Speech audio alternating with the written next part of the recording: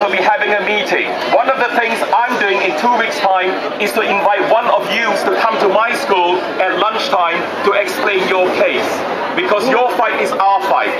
And on the 27th of June, as many of you must be prepared to go to different schools in Tower Hamlets and explain your case. It is not acceptable that 40 jobs are proposed to go.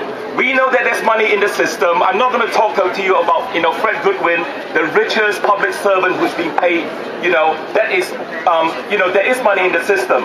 It is not acceptable they're making 40 job cuts. The proposal of that, there should be no compulsory redundancies at a time like this. It is not easy for anyone else to get another job. We're fully behind you. We're going to say to our members in the 100 schools in Tower Hamlets to please invite all of you, well, one of you at a time, to come into our schools to put your case. Now, if we get as many people as possible, you cannot leave it just to 2 or 3 of your leaders, if you like, your branch secretaries, etc. We're trying to move it really hard to get as many of you into primary school, into secondary schools. Good luck. Well, it's not good luck. We're going to provide the solidarity. So in 2 weeks' time, we're going to invite people into my school, to as many secondary schools, to really say, not just no ifs, no buts, no education cuts for you, but no ifs, no buts for education cuts to us. It's a no-brainer for our members, really. We need to support you, because sometime in the future, we probably will need you to support us. So it's one fight altogether.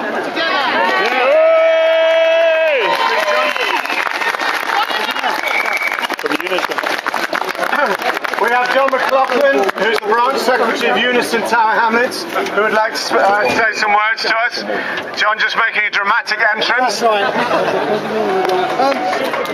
the branch secretary of Unison in Tower Hamlets, which covers support staff in the college. So can I first start by bringing a message of support, in particular for the support staff here, but also to really a message of support for the fantastic unity you're showing here. Lecturers and students, and particularly it's brilliant to see so many young people who are so often vilified and attacked, and they say you're not interested in the future of education. Well, you're showing you've got a lot more interest in education than the people who are supposed to be paid a lot of money to remain. And what's the scandal? That you have new senior managers on such high money, and the job they try to do is to take education away from you. They should hang their heads in shame. That is not the job of someone running an education institute. And if that's what they think it is, then there really is a clear message from today. They should go, and they should go now. Any teaching staff or support staff, but if there are to be redundancies, we know who they should be. And we know they shouldn't be going away with any great big payments either. And I think what you're doing today is bigger than that, though. Because all around Britain, in the last week, people looked at education, election results, and they felt despair. They felt despair that in Britain in 2009, 2 members of the British National Party, Nazi filth, can be elected as representatives. And that reflects a feeling of despair and lack of hope among people, and disgust with our official politicians. And what you're doing today provides an antidote to that, because you're showing there is hope. There is hope of people coming together as communities. There is hope of people fighting for jobs. There is hope of people fighting for education. And I think you want to give yourselves a big round of applause for showing that you are the face of Britain in 2009, not Nick Griffin.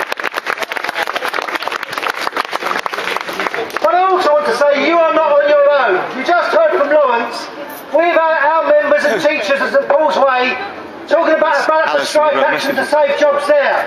You've heard about the people from London Met, and I think we need to bring together these struggles in a common fight to save education and save jobs and fight for the future. And I think we should be asking all of the elected politicians in Tower Hamlets, where do they stand? Whose side are they on? Do they stand with the community? Do they stand with the trade unions? Do they stand with the workers? Or do they stand with the people trying to take it away from us? And then I think we ought to be trying to get a public meeting in Tower Hamlets which goes out to the residents, which goes out to parents and pupils, which brings everyone together and says, we have a vision of what we want, and it's a vision of a community where education is at the forefront and where people's jobs are protected. This morning I heard Yvette Cooper. She's the new Minister for the Department of Work and Pensions. And she says this to the government, which still wants to get people into work. Well, I tell you, if you want people to get into work, you need ESOL. You need education. And so I think we've got a message to your local management, to local politicians, but also to the government. It's time you showed some care for the people who put you where you are, for the real communities of Britain, for the people who are our future. And if you did that, you'd have no cuts in Tower Hamlets College, no more cuts in education,